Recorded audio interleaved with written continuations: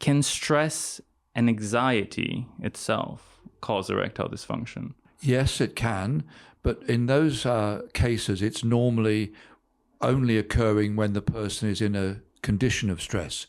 So therefore, it will be the occasional time. There will be times when things are perfectly normal.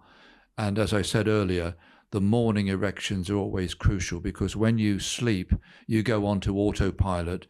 The stressors tend to have gone. So if you lose those early morning erections, that's always a vital warning sign that something organic is happening. And if you think about other conditions, for example, if somebody got short of breath or had some pains or palpitations in their chest, you'd expect the doctor to go out of their way to exclude a serious problem before putting it down to anxiety or stress. So in the same way, we must presume that erectile dysfunction is due to one of these organic medical conditions before putting it down to stress. It should be a diagnosis of exclusion if we conclude it's stress. Okay. No, that sounds perfectly logical. So we talked a little bit about risk factors. Can you tell us maybe a little bit more about how conditions like diabetes, heart disease, and high blood pressure can affect erections and cause erectile dysfunction? Various medical conditions can affect erections in a number of ways.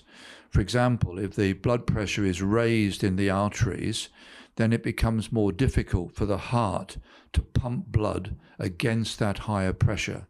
So therefore, less blood will reach the arteries that are at the end of the line. Likewise, if you have raised cholesterol, the cholesterol tends to fur up the smaller arteries before it affects the bigger arteries, just the same as if you had silt blocking a river, a smaller river would block before a bigger one would.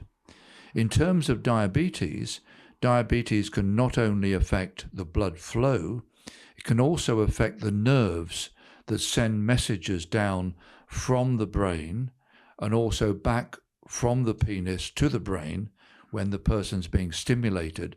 So nerve damage associated with diabetes can also cause erection problems. I see. So how common would it be in someone that's a type 2 diabetic, for instance? How often would they experience erectile dysfunction in your experience? I've published a number of studies in type 2 diabetes, and we've shown consistently that round about 70 to 75% of men with type 2 diabetes will have erectile dysfunction. So it's really not a matter of if, but when. If you have type 2 diabetes for long enough, erectile dysfunction is virtually inevitable. And often the treatments that we give to treat the type 2 diabetes can actually make the erections worse.